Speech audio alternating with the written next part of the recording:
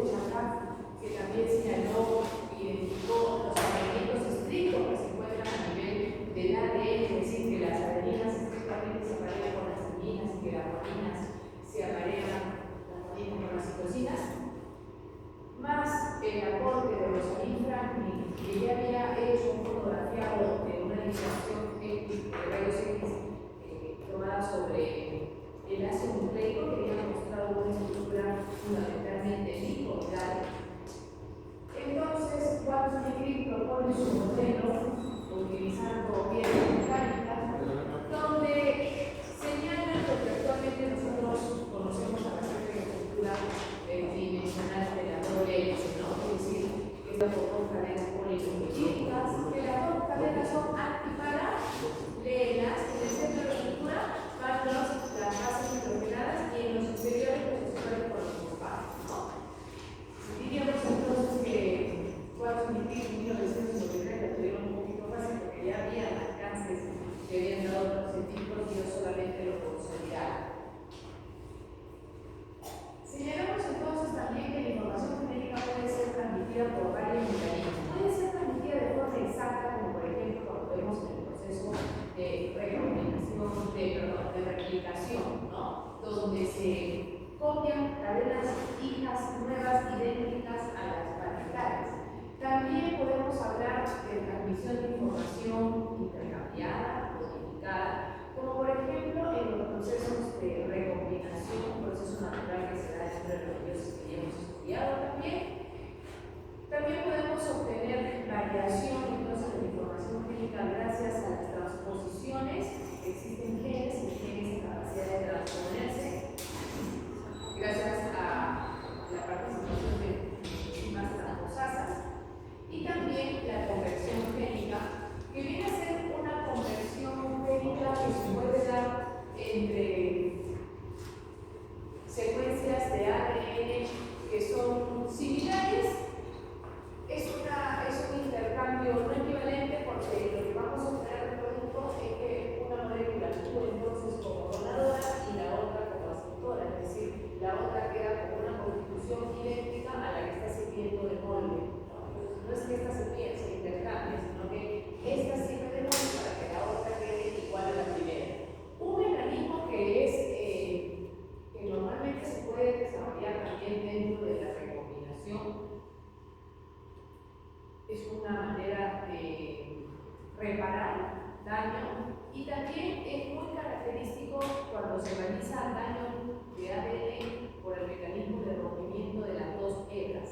Cuando se rompen las dos hebras es muy común que dentro del sistema de reparación se dé una conversión génica. Señalamos también que cuando las secuencias de ADN se alteran, esas secuencias, vamos a decir, han sido mutadas, ¿no? Y las mutaciones pueden reconocerse o clasificarse de varios tipos. Una de las clasificaciones más comunes es clasificar las mutaciones sin sentido, con cambio de sentido, o las mutaciones silenciosas o silentes. Las que son sin sentido son aquellas que van a generar un cambio de un nucleótido que va a generar un codón que no codifica para ningún animal, o sea, de detención del proceso. Las de cambio de sentido van a cambiar el animal, que se debe especificar. Y por otro lado, las que son silenciosas son las que encontramos ahí también en las de un nucleótido, pero específico todo, que finalmente también especifica el mismo tipo de aminoácido que el original, por lo tanto el producto es el mismo. Por eso decimos que es silencioso, porque no se genera el cambio en el producto final. Las anomalías o cambios a nivel de nuestros genes, de nuestro ADN, digamos, puede darse a nivel o por medio de mutaciones, tanto en ADN que sí es codificador, como en ADN no codificador. Recuerden que en la anterior clase ya habíamos mencionado que la mayor parte de nuestro ADN en realidad es no codificador, ¿no? Y una escasa parte en realidad corresponde a lo codificante. Recordamos también que antiguamente a ese ADN no codificador, y cuando digo no codificador me refiero a que no codifica para proteínas, ¿no? Que sabemos que es el producto de expresión de nuestros genes propiamente, científicamente. Cuando hablamos de entonces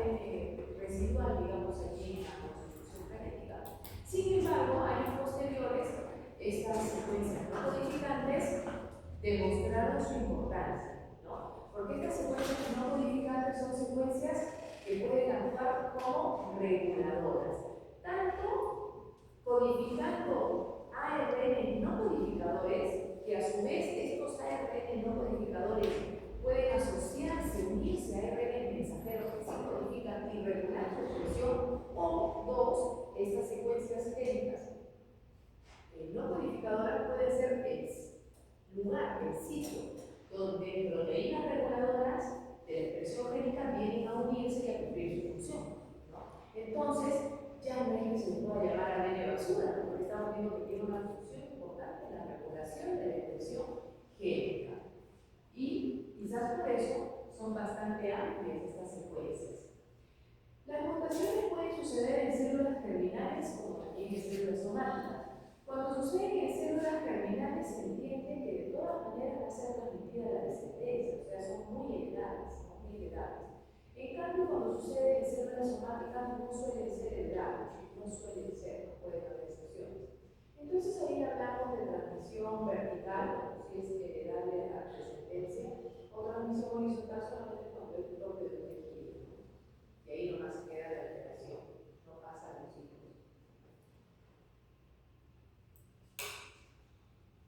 Cuando estudiamos lo que era la estructura del ADN, la constitución de la cromatina y los cromosomas, se acordarán que señalamos que el ADN tiene diferentes grados de empaquetamiento. Diríamos entonces que una propiedad de nuestro ADN es la capacidad de compactarse, ¿no? De compactarse, considerando entonces que siendo largas cadenas polinucleotídicas, necesitamos que para que estén cómodamente localizadas dentro de nuestro núcleo tienen que tener cierto grado de empaquetamiento. Entonces, muchas de las proteínas que se asocian al ADN son proteínas que se están asociando para ayudar a esa condensación, a esa compactación. Pero no es la única propiedad, diríamos, que podríamos identificar, ¿no? Claro, una propiedad importante cuando hablamos de su cambio de cromatina hacia cromosomas. Recordemos entonces cuáles eran esos diferentes niveles de empaquetamiento. Partíamos de la doble hélice de Watson-Crick de un diámetro de 2 nanómetros, ¿no? Cuando esta doble hélice daba 2 vueltas a octámeros de histonas, entonces formaba el collar de nucleosomas, ¿no? Cuando este collar de nucleosomas lo volvíamos realmente de a 6 o de a 7, de a 6, de a 6, de a 6, de a 6, o de 7, de 7, de 7, de 7, digo cambialmente, ya estamos formando la fibra cromatínica que ya es de 30 nanómetros. A esta fibra cromatínica la podríamos plegar haciendo estas pasas o bucles, y hablamos de 300 nanómetros de grosor que tenemos producto de este nivel de condensación. En cuanto a esto, lo poníamos también radial hacia un centro, formábamos determinadas minibandas, y estábamos hablando de 700 nanómetros, y cuando apilamos las minibandas sobre otra minibanda, ya estábamos formando las cromátides de los cromosomas, ¿no? Entonces, como sabemos que ya para la mitosis vamos a tener duplicado el ADN, tenemos 2 cromátides por apilamiento de minibandas, ¿cierto? Y ahí hablamos de 1400 nanómetros de diámetro. Entonces hemos partido de 2 y hemos convertido la estructura ya en 1400, pero ya no está súper larga, sino que está compacta como ustedes ven allí. Esa compactación, si bien es cierto, fundamentalmente es para que pueda darse la repartición equitativa del material genético con menos riesgo de hacer una mala repartición, una inexacta repartición. Entonces se trata de compactar al máximo, ¿no? Para que sea más fácil de partir equitativamente. No solamente tiene esta finalidad, en el empaquetamiento gradual que va sufriendo el ADN, donde tiene que ser como particular participación de las histonas, ciertos sectores de ADN se están dejando más expuestos para que puedan transcribirse, mientras que otros están dejándose menos expuestos. Entonces también participa un poco las histonas en lo que es la organización del ADN. Hay otras proteínas, además de las histonas, que son reconocidas como proteínas básicas porque tienen bastante cantidad de aminoácidos del grupo 4, arginina, enzima, histidina. Hay otras complementarias que se llaman las proteínas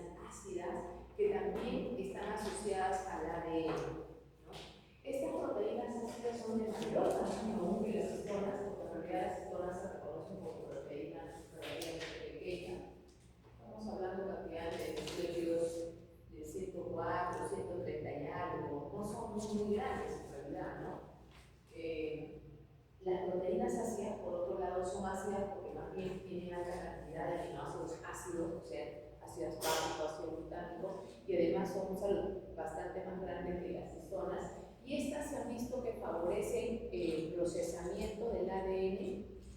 Podemos decir que también puede aflojar la doble hélice, o sea, ayudan a aflojar la doble hélice, participando en la regulación de la expresión génica. Estas participan facilitando los procesos de replicación, reparación y transcripción del ADN, así que a esas ácidas también las vamos a recordar. Entre las proteínas ácidas está la proteína ácida SSB, que ahora vamos a verla participar en el proceso de replicación, que vamos a ver a continuación, entre otras, por supuesto. Ahí podemos recordar a las proteínas que sí son histónicas. ¿Cuáles eran las histonas? H1, H2A, H2B, H3 y H4. No se olviden que las últimas 4 son las que forman el nucleosoma, o sea, que están enrolladas, que el ADN está enrollado alrededor de un octámero de ellas. Ellas se van a encontrar duplicadas, ¿no es cierto?, para hacer 8 de 4 subtipos diferentes que estamos diciendo, tengo que duplicarlas. Y aparte teníamos la H1 que va por fuera del nucleosoma, ¿no? Pero que también, a pesar de que no es parte del core, cumple un rol importante porque ella facilita la H1 luego por su acercamiento que los nucleosomas se puedan acercar y formar esa estructura tipo radial que determina la formación de la fibra cromatínica o fibra isoelectrónica, que sería esta, ¿no? Entonces, ¿quién hizo que esos tamborcitos que estaban linealmente una continuación de otro luego se pusieran radial? El acercamiento en realidad de las H1, así que estas H1 sí tienen importancia, ¿no? Y como les digo, las no histónicas, o sea, las proteínas ácidas, también son relevantes.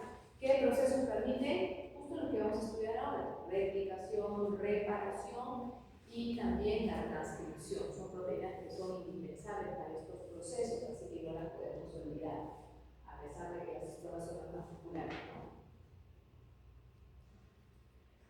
En la clase anterior también ya habíamos dicho que hay muchos detalles que todavía escapan a nuestro conocimiento sobre el estudio de nuestro genoma humano. Sin embargo, hay algunos datos que ya se manejan bien, ¿no? Por ejemplo, que el genoma código de una célula humana nuestra tiene alrededor de 3,3 por 10 a las 9 pares de bases, que solamente el 1% equivale a ADN exónico, es decir, ADN modificante, y que tenemos alrededor de cerca de 25.000 genes, ¿no? Y que la mayoría del ADN genómico es no codificador, algo que va de la mano con el 1% que estamos mencionando líneas arriba, ¿no? Entonces, ese ADN no codificador, vuelvo a resaltar, acabo de señalar, antiguamente llamado ADN de basura, actualmente se reconoce como un ADN de importancia, a pesar de que no alberga información para el nacimiento de una proteína. Es importante porque puede corresponder al sitio donde proteínas reguladoras de expresión génica van a terminar a unirse, o dos, puede codificar no para una proteína, pero sí para un ARN-NC. ¿Se acuerdan que hemos hablado de esos ARNs diferentes de los típicos de mensajeros, los OALI de transferencia, unos no codificadores, pero que pueden unirse con codificadores, con mensajeros, para alterar su expresión génica de ese mensajero, a veces para ayudar a su degradación, otras veces para detener que no sea leído, o sea, dejarlo como que están ahí, ¿no? Esas secuencias pueden codificar para esos ARN particulares, ¿no? Así que por eso es que ahora ya no son clasificados en términos de ADN basura, ¿no? Y se cree que tienen una función relevante, entonces. En el ADN de un genoma eucariótico podemos encontrar entonces, si analizamos los tipos de secuencias, podemos encontrar genes únicos, ¿no? Es decir, genes que están en única copia, pero también podemos encontrar ADN que corresponde a secuencias altamente repetitivas, ¿no? Como que hay secuencias únicas que no se repiten, como que hay secuencias que tienen cierta estructura y esta estructura se repite, se repite, se repite, se repite. En algunos casos se repite constantemente, es decir, a continuación, ¿no? Viene uno, viene otro, viene otro a continuación. En otros casos son secuencias repetidas que tienen secuencias espaciadoras, ¿no? Estas secuencias no repetitivas, y cada cierta longitud encontramos otra vez la misma repetición, ¿no? Entonces podemos clasificar a estas secuencias repetitivas que en el ADN equivalen a menos del 30% del genoma, por lo menos 30% del genoma equivale a estas secuencias repetitivas. Podemos clasificarlas en dos: moderadamente repetitivas y altamente repetitivas, ¿no? Las altamente repetitivas pueden estar constituidas entre una secuencia de 5 a 500 pares de bases que se repite hasta millones de veces, como ustedes pueden ver ahí, 10 millones de copias puede haber de esas secuencias en un genoma haploide. Mientras que las moderadamente repetitivas pueden tener un tamaño entre 70 a 300 pares de bases, se repiten menos, estamos hablando hasta 100.000 repeticiones, podrían haber 100.000 copias, por ejemplo. Y ahí vamos a dividirlas en dos grupos: las llamadas secuencias lines y las llamadas secuencias SINES, o line science. Estas secuencias lines son las que son largas. Es decir, que en constitución realizamos su secuencia que se va a repetir, la secuencia es más larga que en el caso de las secuencias SINES, ¿no? Sin embargo, estas son más cortas, se divide short, pero pueden tener más copias, ¿no? Hasta 100.000 copias, mientras que las que eran rápidas hasta 50.000, que tiene una característica particular de la secuencia. Dentro de las secuencias SINES están justamente unas secuencias muy reconocidas en nuestro genoma, que son las secuencias ALI. ¿Sí? ¿Esas de qué tipo son? ¿Estoy diciendo?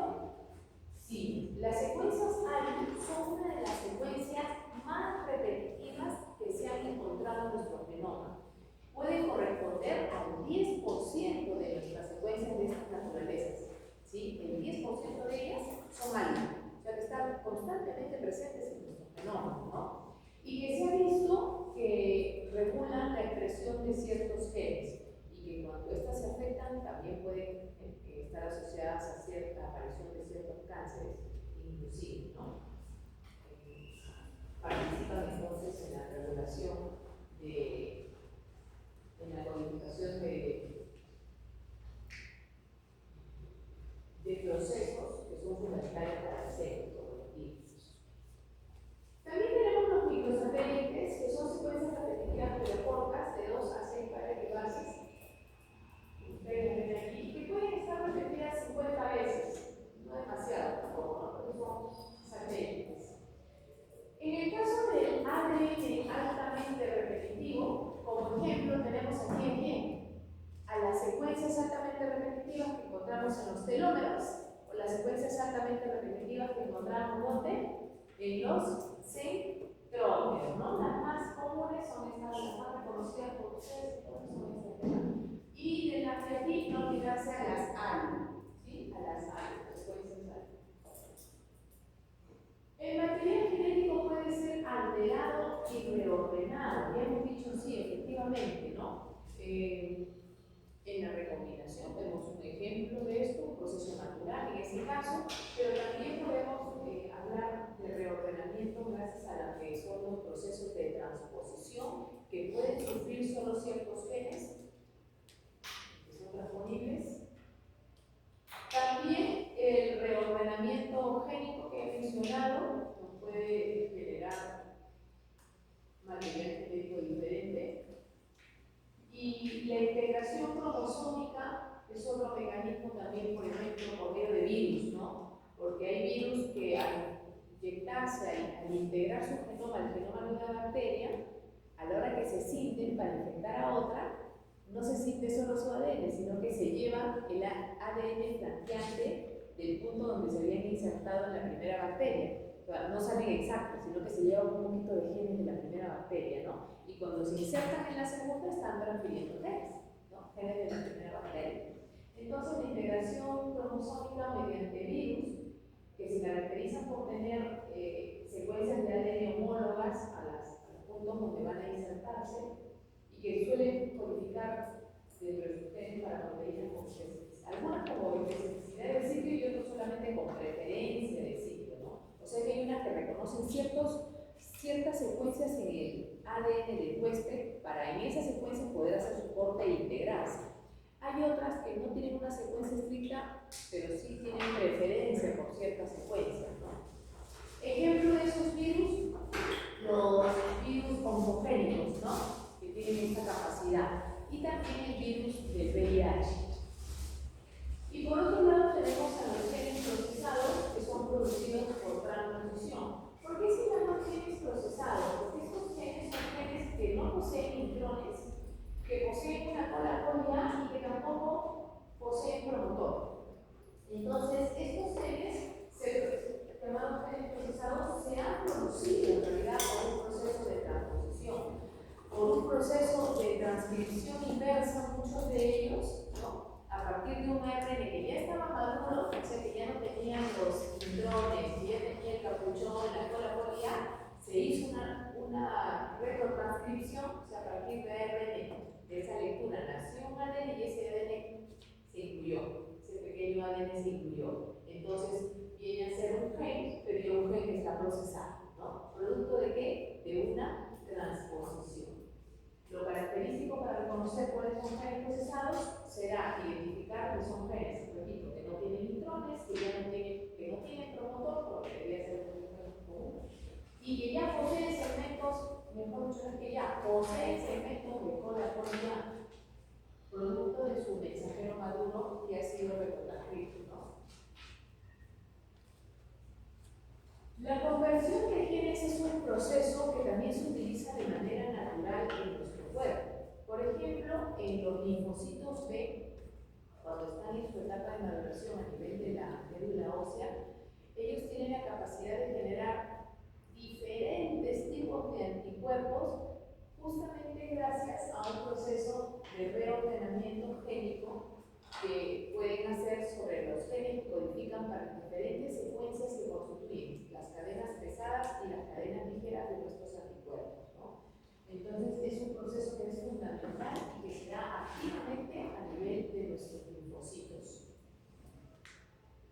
Por otro lado, a la derecha estamos viendo el intercambio de las cromátidas hermanas en el proceso de recombinación, que ya nosotros nos recordamos porque lo hemos visto en la meiosis, ¿no es cierto? En la etapa de Carteno, ¿se acuerdan que los homólogos se apareaban e intercambiaban segmentos? Pero ahí hablamos de un intercambio sin recíproco, ¿no? Porque uno de este cromosoma intercambiaba con otro del otro cromosoma. O sea, uno no quedaba con más y otro con menos, sino que ambos se daban, ¿no? En cambio, cuando hablamos de la conversión génica, no hay un intercambio equitativo, ¿no? Una molécula, repito, sirve de molde para que la otra cadena se convierta en una copia idéntica de la primera que está sirviendo de molde. O sea, le cambiamos la secuencia para hacerla que quede igual que la que está sirviendo de molde. Es un intercambio no equivalente, por eso decimos, se intercambió esta porque esta originalmente tenía una secuencia diferente, y se cambia y se convierte en una copia de la otra que está sirviéndole de molde. Esto, como ustedes notan, es una especie que sucede dentro de los sistemas de reparación del ADN, ¿no? Tenemos esa capacidad de realizar lo que diríamos que es como una recombinación no homóloga, ¿no? Parecido, más no propiamente una recombinación. Bien. Y veamos uno de los procesos fundamentales que nos señala el dogma central de la biología molecular. Este dogma central nos señala entonces el direccionamiento que tenían los mecanismos de replicación, transcripción y traducción.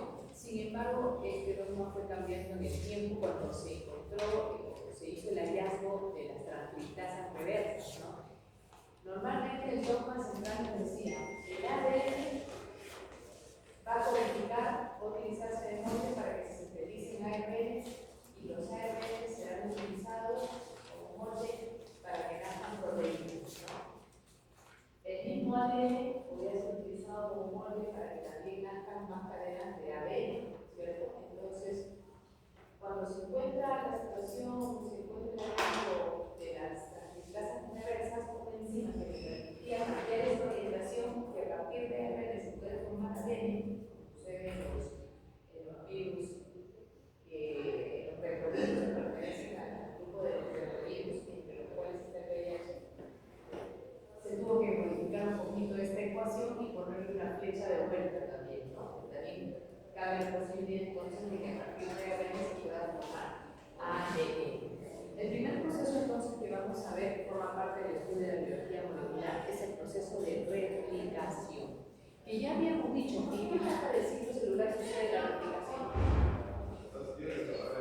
En la S, muy bien, en la etapa en que todo se duplica, lógicamente nuestro ADN también se tiene que duplicar para poder proporcionarle información genética completa a las células hijas que se van a desprender de una célula madre que se va a dividir, ¿no es cierto? Muy bien, ahí tenemos un ejemplo entonces de este proceso de replicación. Messenson y Stahl fueron los científicos que dilucidaron cómo es que se da este proceso de generar cadenas nuevas de ADN, cadenas hijas, ¿no? Por el proceso de replicación. Había tres posibilidades cuando se pensó en cómo podía darse este proceso de replicación.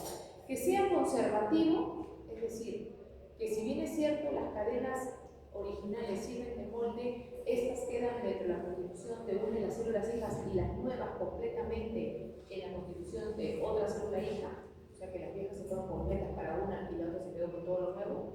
O dos, ¿no? Semiconservativo, donde para cada célula hija va una cadena de las parentales y una cadena nueva, o sea, están como que combinaditas. Y también tenemos la dispersiva, donde ambas cadenas que van a constituir cada una de las moléculas de ADN hijas tienen alternados secuencias viejas con secuencias nuevas, ¿no? Esta conservativa, todo lo viejo se fue a una hija y todo lo nuevo a otra, y aquí alternado, ¿no? Una cadena nueva con una cadena vieja, una cadena nueva con una cadena de la original, ¿no? Entonces, se dudaba, ¿y cómo será el proceso? ¿No? Que solamente vivían estas tres posibilidades a pensar. Y como les digo, Messenson está gracias a experimentos que realizaron, utilizando la bacteria Escherichia coli, dilucidaron que la replicación era semiconservativa. Y actualmente, dentro de las propiedades que le reconocemos entonces a la replicación, decimos, es un proceso semiconservativo, es un proceso bidireccional y es un proceso que se realiza en el sentido del 5 al 3'. Son los tres detalles, las tres propiedades que no pueden olvidarse de la replicación, que tiene, como les digo, un sentido en particular, ¿no? Es bidireccional, pero va en un sentido estricto. Siempre se empieza a sintetizar el extremo 5' de una cadena polinucleotídica y termina formándose el extremo 3. O sea que el 5 lo vamos a reconocer como la cabecita, porque por ahí empezó, ¿ya? Muy bien, veamos entonces cómo se da este proceso. En el caso del genoma bacteriano, nosotros sabemos que el ADN de las bacterias es circular, entonces empieza en un solo punto y desde ese punto corre en ambas direcciones, porque he dicho que es bidireccional, ¿no? Entonces el ADN bacteriano se reconoce como un replicón, porque solamente va a ser uno solo, ¿no? Un punto solo de origen. Se conoce ese punto de nacimiento del proceso como el OIC, así se reconoce el punto de origen donde empieza la replicación en las bacterias, y repito, todo el ADN sería considerado como un replicón, ¿no? Porque todo va a ser uno solo, ¿no? En cambio, en nosotros, como nuestras cadenas de ADN, para empezar, son varias, son 23 pares de cadenas de ADN que tenemos en cada una de nuestras células, y son cadenas bastante largas, cada una de ellas. Imagínense si hubiera un solo punto de inicio. Imaginemos que fuera en un extremo. Hasta que termine el proceso, en otra esquina va a demorar mucho, ¿no es cierto? Entonces, en nuestro genoma el proceso no sucede así, sino que sucede generando varios puntos de origen a lo largo de cada una de nuestras cadenas de ADN. Hay varios puntos de nacimiento, ¿no?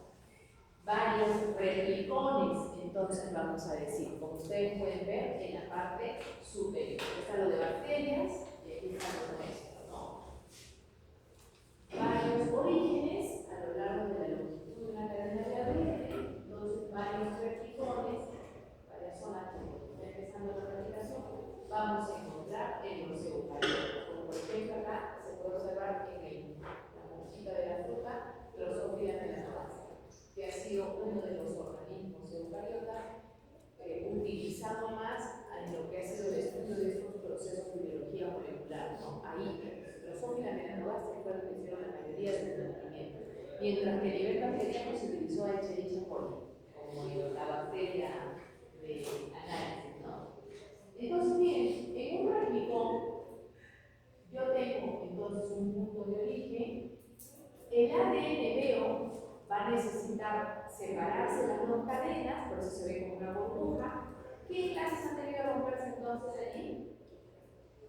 ¿Los fosfodiéster o los puentes de hidrógeno? En cada una de esas burbujas, ¿qué estamos viendo? Los puentes de hidrógeno, ¿no? Porque las dos cadenas se unían por puentes de hidrógeno. Pero lo que estoy haciendo solamente separarlas para facilitar su lectura de cada una de esas secuencias y su copia respectiva, ¿no? Entonces tienen que estar separaditas, que van a estar helicoidizadas, no se podían leer bien. Entonces, se forma una burbuja de replicación. Esa bolita que ustedes ven ahí, ese movimiento del hidrógeno está generando una burbuja de replicación, en lo cual ha participado una enzima que se llama helicasa, que se encarga de romper esos puentes de hidrógeno, ayudada por fuente de ATP principalmente.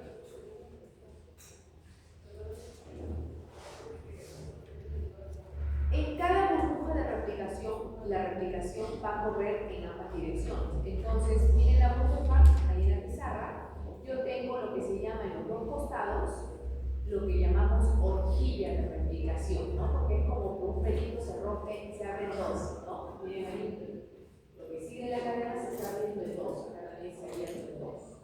Si yo hubiera tenido estos dos pasadores, que son el ADN, y hubiera empezado por la esquina, y yo separo esas dos cadenas, que es una horquilla, ¿no es cierto? Mi doble hélice es el pelito, digamos, y acá lo estoy partiendo en dos. Estoy generando una horquilla, como la horquilla del cabello, ¿ya? Por eso se llama así. Pero cuando lo vemos en el medio de la estructura, claro, ¿cuántas horquillas tengo por burbuja?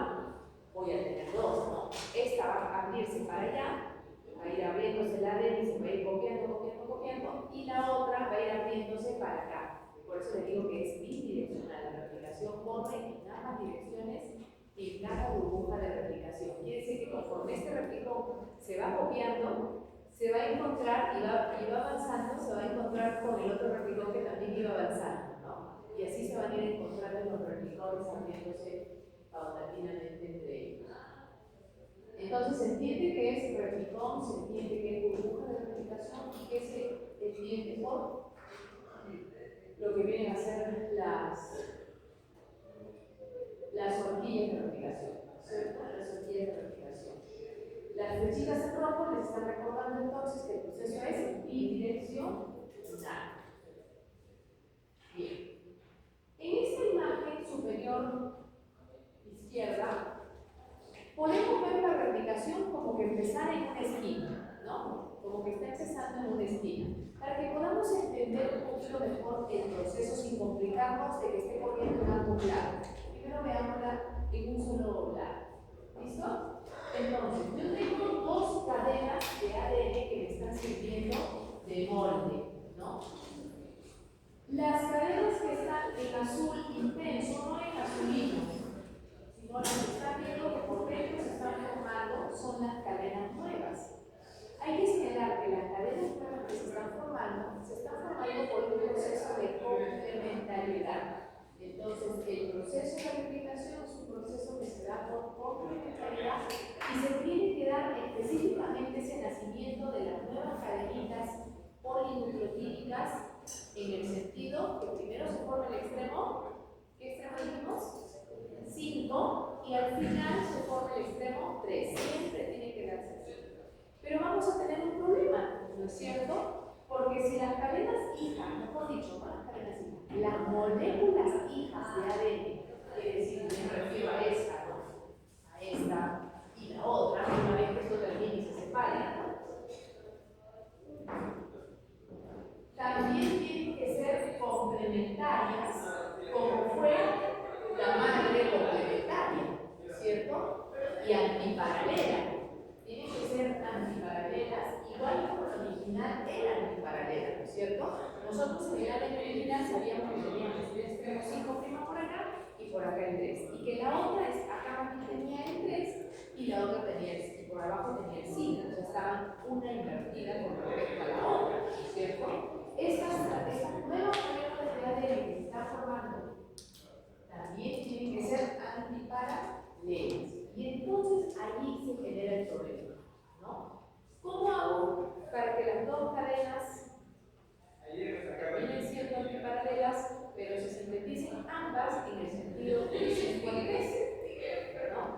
Eso se va a solucionar haciendo que una de las cadenas hijas se genere de forma continua, la que tiene el sentido original, y la otra más bien se va a tener que sintetizar de forma discontinua, o sea, por pedacitos, ¿sí? Y a esa que se sintetiza por pedacitos, vamos a llamarle cadena retardada, porque eso de hacerlo por pedazos definitivamente la va a retardar y lo que va a hacer su síntesis.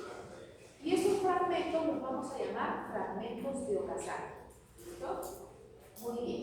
Entonces, en esta gráfica me resalta la dirección obligatoria que tiene que seguir el proceso, primero el 5 y al final el 3, y ya me está mostrando que una de las cadenas hijas de azul y queso se sintetiza de forma continua porque tiene el sentido correcto, ¿no es cierto? Si yo tenía ahí un molde que el extremo 3, entiendo que la letra académica acá en ese extremo tenía que tener su extremo 5 para mantener su antiparalelismo, ¿no? Por lo tanto, esta tenía que hacer primero con su terminal 5 y luego generar el 3. Ah, correcto, punto, ¿no? Pero si yo a esta de acá la hacía nacer igual, primero su extremo 5 y al final su extremo 3, iba a encontrarme con que acá tenía 5 y la otra cadena, que le va a quedar como complementaria, también tenía el 5 al mismo nivel, ya no eran antiparalelas, ¿cierto? Por eso es que esta no puede darse de manera continua como sobre la otra. Esta ha tenido que nacer primero este extremo y completarse aquí. Conforme la hebra se fue separando y mostrando más molde, se puso más pedacito, como que después se va a ver por acá. Otra vez se colocó este extremo y nació para allá. O sea, nació el 5 y terminó en el 3. Nació este fragmento con el 5 y terminó en el 3. ¿No? Entonces, así sí podemos cumplir que se forme primero el 5 y luego el 3, haciéndolo por pedazos, por los llamados fragmentos de Okazaki.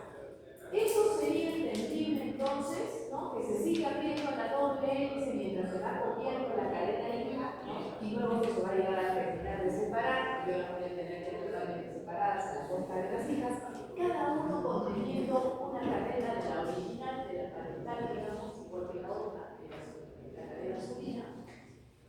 Pero la situación cambia un poquito cuando yo ya lo veo en la burbuja, ¿no? En realidad sucede lo mismo, pero hay que entender que aquí estamos hablando de un punto medio, no de un extremo, ¿no? Ya no estamos viendo la replicación de un extremo, sino que estamos viendo de un punto central.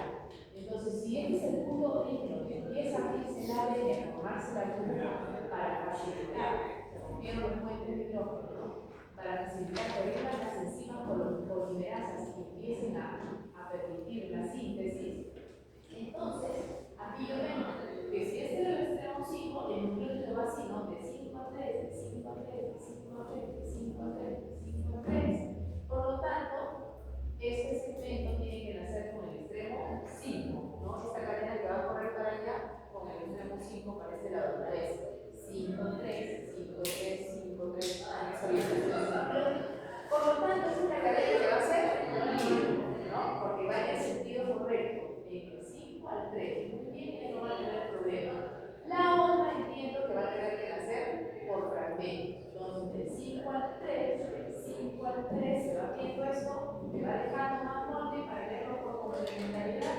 Colocaré acá también del 5 al 3 y así, ¿no? 5 al 3, 5 al 3. En el otro caso,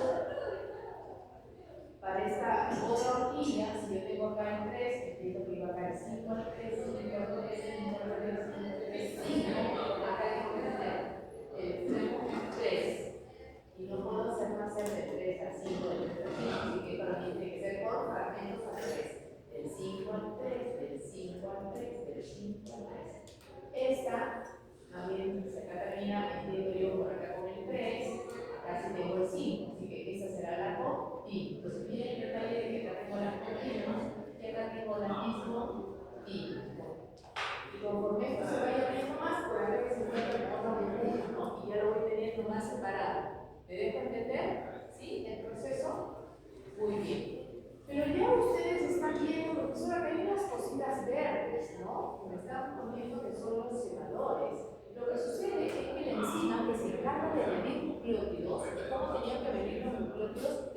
fosfatados, porque el mismo nucleótido con 3 fosfatos no va a necesitar mayor fuente energética, porque él mismo está con los enlaces ricos en energía. Así que a la hora que la polimerasa lo une, el procedimiento del propio nucleótido al liberar pirofosfato ya genera la energía necesaria para el empate. Pero hay un detalle. La enzima que hace esa polimerización, ¿cómo se llamará?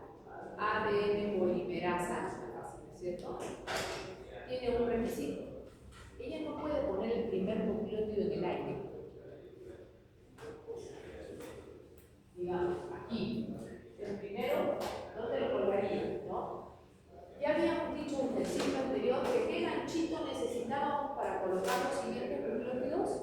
El terminal 3'OH que todo nucleótido antecesor tiene, siempre tiene su terminal 3'OH, si recordamos la estructura de un nucleótido, ¿no? Tenía su ganchito 3'OH. Entonces, una vez que yo ya tengo un nucleótido, ya tengo el ganchito, tengo la saliente propia de su estructura. Para el siguiente no va a haber problema, para el siguiente lo voy a colgar ahí y así. Pero ¿qué pasa con el primero? El primero, ¿dónde está el ganchito? No hay ganchito, ¿no es cierto? No hay un nucleótido precedente. Es por eso que se necesita que una enzima previa coloque una secuencia nucleotídica que tenga ese terminal 3'OH para que la ADN polimerasa ya tenga el ganchito donde empezar, ¿no? Solamente necesita un pequeño fragmento. En el caso de las bacterias, esa pequeña secuencia, bueno, tanto en bacterias como en eucariotas, la secuencia corresponde a una pequeña secuencia de ARN. Ustedes dirán, pero ¿qué va a ser ARN? Tiene estructura del ADN, ¿no? Momentáneo, nada más es para permitir generar el ganchito. Una vez que el proceso se empezó, ya se puede posteriormente degradar y rellenar con nucleótidos del tipo de nucleócido trifosfatado. Bueno, mono cuando ya quede trifosfatado. Pero el fragmento hay que señalar que es de ARN. Ese fragmento se conoce como ARN cebador. ¿Sí? Se va a conocer como ARN cebador. El fragmento cebador, o también conocido como primer. ¿Sí? Primer porque es lo primero que se tiene que colocar para que luego la polimerasa pueda venir a unir. ¿Ya? La cadena continua va a tener un solo primer, ¿no? Porque solamente tuvo un punto de inicio, de ahí empezó a correr. En cambio, la cadena retardada, por cada fragmento necesita un primer. Entonces tengo varios primers. Igual en la cadena retardada habrá varios primers, ¿no? En cambio, repito, en la cadena líder solamente voy a tener uno. Entonces, imagínense ustedes, cuando este proceso termine, imaginemos cómo queda este extremo, ya terminado, ya duplicado, ¿no? Así como que hay lo duplicado. Como esto va a ser continuo, no hay problema, ¿no? Llegas al final. Pero ¿qué pasa con el otro? Acá voy a tener primer y secuencia codificante, primer y secuencia codificante. Cuando se quiten los primers, voy a tener un hueco. ¿No es cierto? Acá voy a tener un hueco. Los del medio no, porque cuando esto se retire, esto va a poder completarse. Pero aquí sí voy a tener los huecos, ¿no? Porque no tengo quien vino de atrás para rellenar ese hueco. ¿Se dan cuenta? Por eso es que en cada proceso de replicación entendemos que los extremos se van acortando, porque se va perdiendo un segmentito producto de la inherencia de la naturaleza en el propio proceso, ¿no? Y si eso fuera ADN codificante, estaríamos perdiendo genes, información genética, ¿no? Para evitar eso, para evitar que se pierdan genes, ¿qué se coloca adicionalmente en las esquinas de los cromosomas? Los telómeros. Muy bien, la telomerasa viene y añade secuencias repetitivas codificantes para que cuando se dé este proceso se dé la copia por los extremos de los telómeros y lo que se vaya cortando sean telómeros más no ADN codificante, ¿no?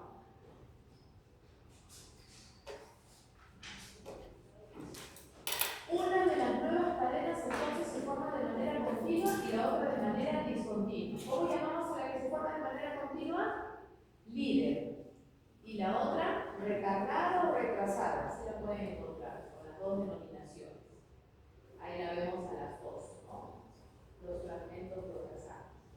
Ahí vemos síntesis de cadena retrasada y continua con los cebadores, ¿no? Y acá me están mostrando la primasa. La primasa es la enzima que en el caso de bacterias se encarga de sintetizar el primer, ese ARN momentáneo, ¿no? Ahí vemos la primasa.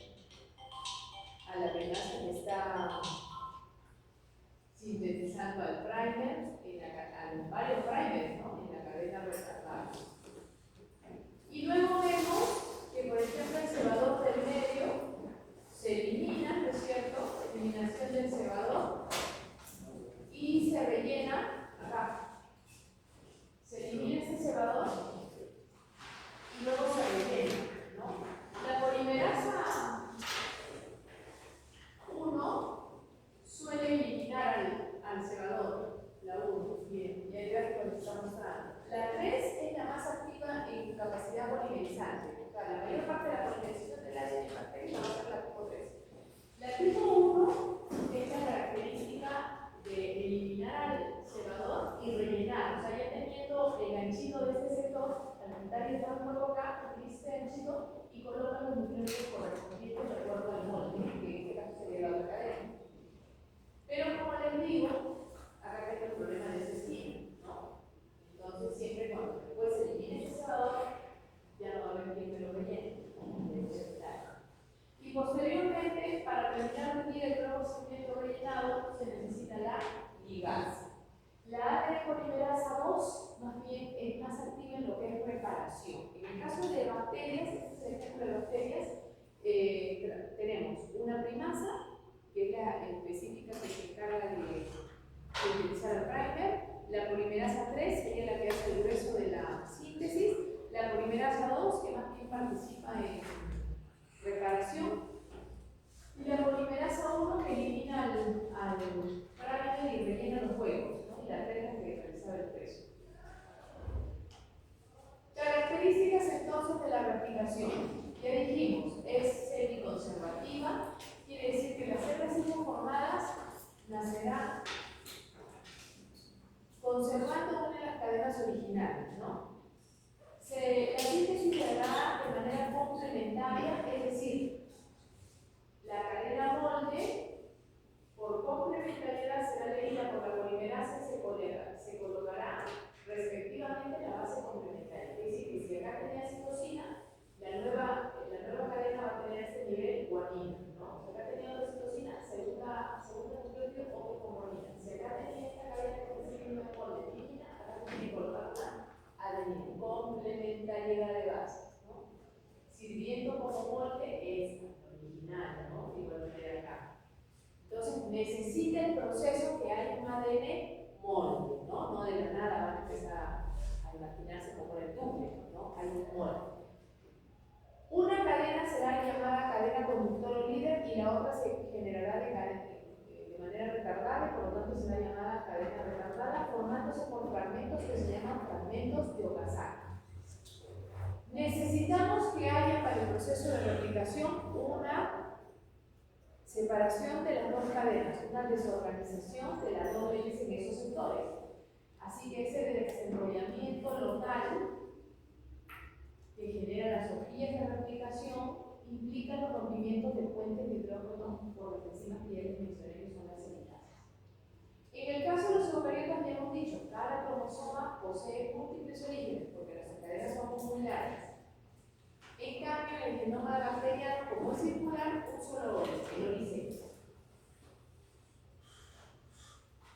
Debido a la forma en que se hace la cadena rezagada, en cada ronda de replicación se pierde un poco de ADN en los extremos, ¿no? Y claro, ustedes vieron que una ADN más perdida, pero acuérdense que la otra, que parece que estuviera completa, si ya pasó por un proceso previo también de replicación, ya también no tenía la longitud original, ya tenía segmentos de telómeros que se han ido cortando también, ¿no? Requerimientos. ¿Qué requerimos para que se pueda dar la replicación? Necesito los desoxirribonucleósidos trifosfatados, es decir, DATP, DFTP, DSTP, DTTP, ¿cierto? Habíamos dicho, tienen que venir trifosfatados. Claro que en el empate se pierde el pirofosfato y queda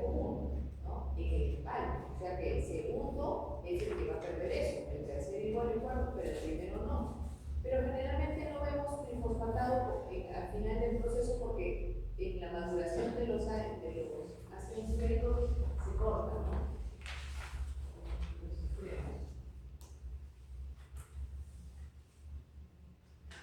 Más en el ADN sí se mantiene, ¿no?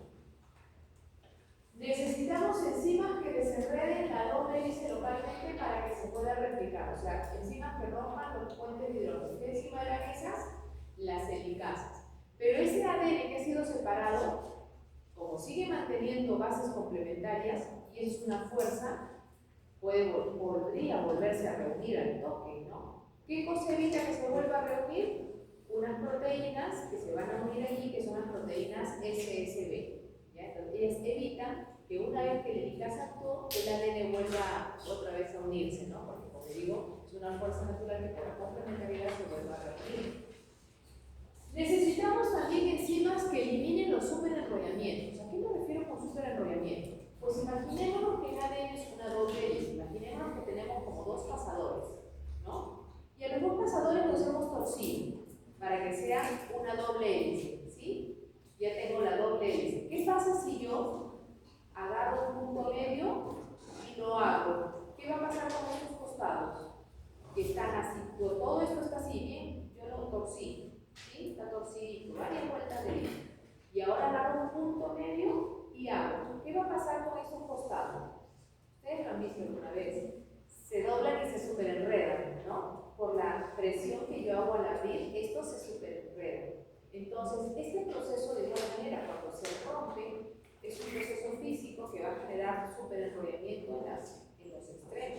Entonces, para evitar eso, porque no queremos que lo que también va a tener que ser replicado esté súper enrollado, no va a facilitar eso de una buena lectura, entonces necesitamos enzimas que eliminen esos súper enrollamientos. Esas enzimas son las topoisomerasas. Hay dos tipos, topoisomerasas tipo 1 y topoisomerasas tipo 2. Las tipo 1 cortan una de las cadenas, lo giran en dirección contraria y lo vuelven a unir. O sea que lo que se había recontratorcido por la presión, ahora yo le corto, lo doy giro contrario y lo vuelvo a pegar, pues ya no está súper enrollado, ¿se dan cuenta?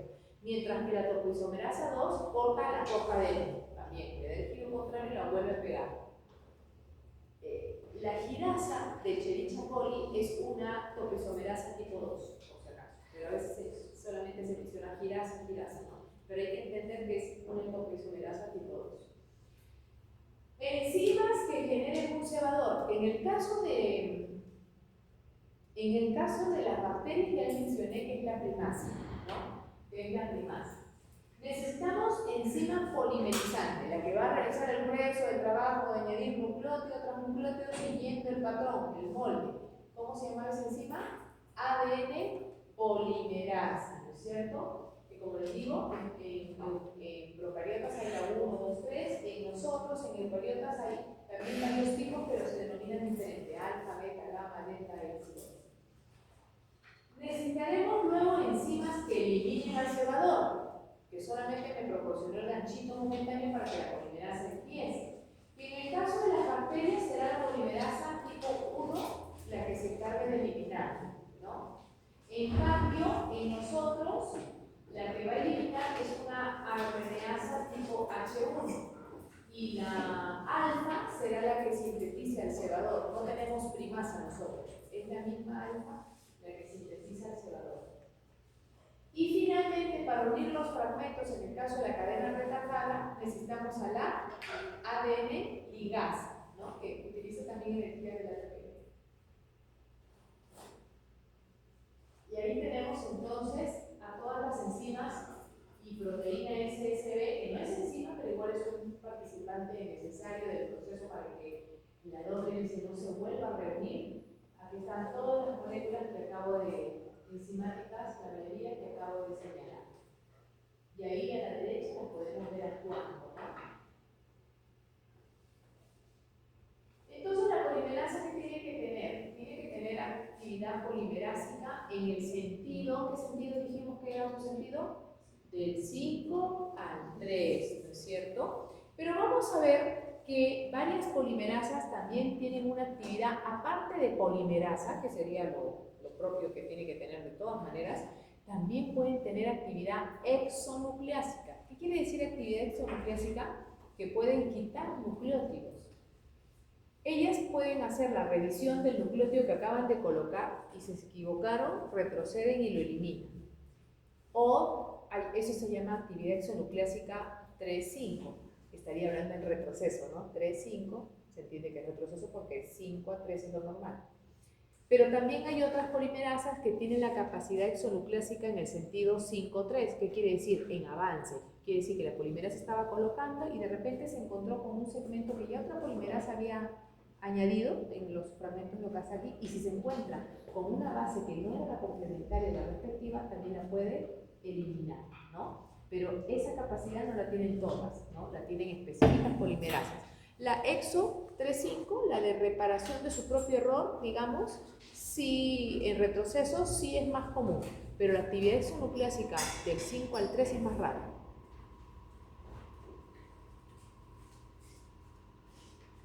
Ahí estamos viendo entonces varias enzimas de las que acabo de mencionar en el proceso replicativo, ¿no? Me ponen ahí la polimerasa 3, me vuelven a destacar la 3. ¿Por qué la 3? Porque dijimos que la 3 es la más activa para el caso de tiene mayor procesividad, se dice, ¿no? En el caso de bacterias. También vemos el eficaz que está rompiendo los puentes de hidrógeno.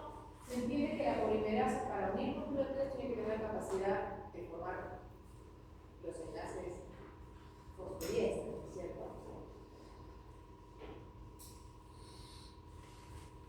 Ahí vemos a la polimerasa también introduciendo por complementariedad, ¿no? Y a la derecha nos está mostrando su función correctora exonucleásica 3,5. Entonces vemos que aquí la polimerasa ha introducido, ¿no?, un nucleótido con adenina, lo cual no corresponde para el par. Acá sí, no, adenina con adenina, acá que se tocaba en realidad colocar un nucleótido de adenina, ¿no?, pero por error ha colocado nada. Entonces la polimerasa retrocede, saca esa y coloca en su lugar el nucleótido con guanina como debería ser, ¿no? O sea, combina su actividad exonucleásica con nuevamente polimerasa.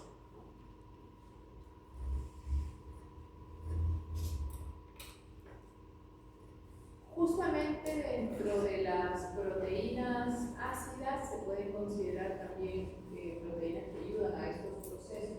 Es decir, son proteínas, como ven, bastante grandes. Miren la representación de la polimerasa, es bastante grande.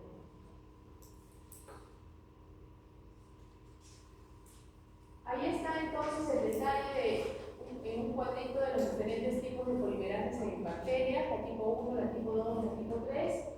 Polimerasa, actividad polimerásica en el sentido 5,3, que ya sabemos que es el sentido correcto, todas, ¿no? Las tres tienen capacidad polimerizante. Claro, porque la reparadora también pues tiene que sacar algo errado y colocarlo correcto para reparar, ¿no? Sí, tiene que tener capacidad polimerizante.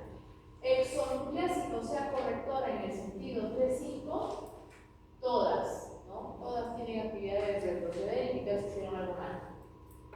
Actividad exonucleásica en el sentido de avance, solamente la polimerasa 1, ¿no?, la que elimina el cebador.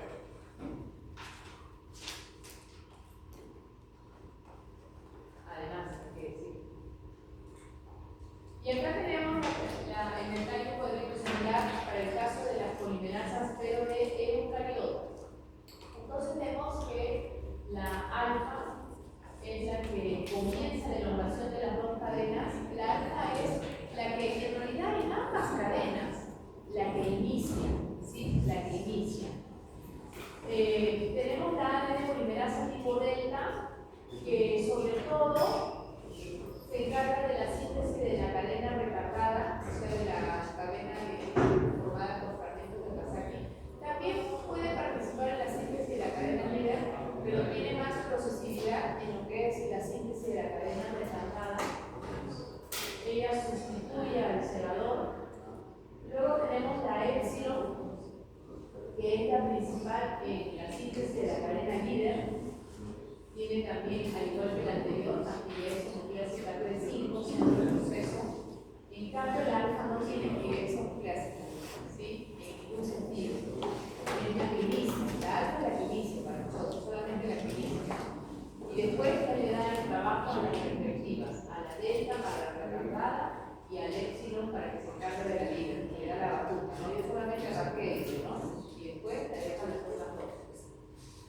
Esta épsilon y la delta, como les digo, siendo las principales para la síntesis de la retardada y la líder, tienen actividad reparadora de su propia acción, son los diversos resinos.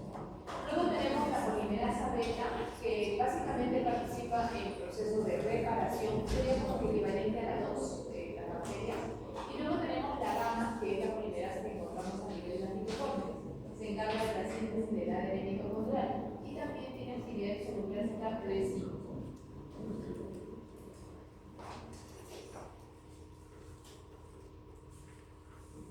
No se olviden entonces que toda polimerasa necesita de un cebador, mejor dicho, toda ADN polimerasa, porque la misma situación no la vamos a encontrar para el caso de las ARN polimerasas. Es una diferencia importante que tienen las ARN polimerasas con las ADN polimerasas.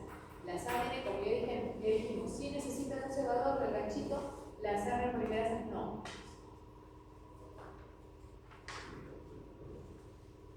Y lo que tienen en común es que ambas van en el sentido del 5 al 3 igual, tanto ARN polimerasa como ADN polimerasa.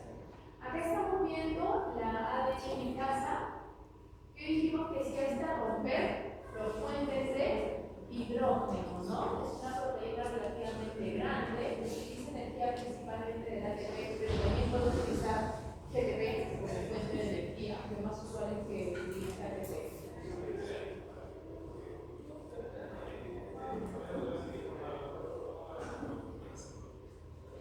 Acá vemos a la primasa. ¿De qué se encargaba la primasa? Sintetizar primer, en el caso de las bacterias, ¿no? ¿Y quién se encarga de luego eliminar y rellenar? La poli 1, ¿no? La poli. Acá vemos la acción de las topoisomerasas, una rompiendo una sola de las cadenas. Ahí vemos cómo hace el corte y luego el palme. Y en el caso de la 2, mencioné que la diferencia sería que vemos que hay dos. A la derecha vemos la ligasa, que también utiliza energía del ATP, liberando ATP en el proceso. Acá vemos la formación de los telómeros. No nos olvidemos que para la añadidura, o sea, para terminar la replicación, tiene que venir la acción de la telomerasa que elongaba, pero esta actividad, como les digo, es funcional a nivel de desarrollo embrionario, ¿no? Ya una vez que nacemos se va perdiendo esta actividad telomerasa. La telomerasa ya mencionamos en la clase anterior, que es una enzima tipo transcriptasa reversa en realidad, ¿no? Es una transcriptasa reversa, corresponde a la ribonucleoproteína.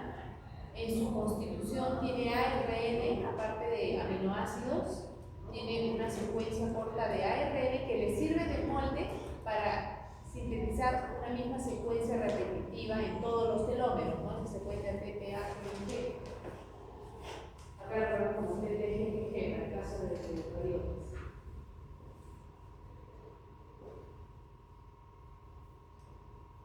Los telómeros entonces son secuencias cortas, pero que se pueden repetir muchas veces, entre 5 a 8 pares de bases, y son muy ricas en el nucleótido con la base nitrogenada guanina, porque ya mencionamos TTGG, que se repiten en también, o sea, una combinación de otro, una combinación de otro, ¿no? No hay espaciadores. Ya sabemos que como secuencias repetitivas no son codificantes. ¿Qué más hemos dicho? ¿Y para qué les servían? Una, para mantener la estabilidad de la constitución genética, para que a la hora que el ADN pase por diferentes procesos de replicación no se pierdan genes, sino secuencias no codificadoras. Y dos, permiten que los cromosomas no se peguen por los extremos, también ayudando a mantener su estructura y estabilidad. Y tres, actúan como relojes biológicos, no se olviden, porque cuanto más corto es el telómero, se entiende que la célula es más vieja, ¿no es cierto? Es más vieja porque, o sea, que ha pasado por más procesos de replicación, por eso entendemos que es más vieja. Posee dos componentes importantes. ¿Cuáles serían sus dos componentes importantes? su propia parte aminoacídica con actividad de transcriptasa reversa, o sea, la parte enzimática, y aparte la ARN que tiene dentro, que le sirve de molde para codificar una misma secuencia repetitiva en todos los terminales, ¿no? Y ahí lo podemos ver su ARN constituyente en celeste, en su estructura.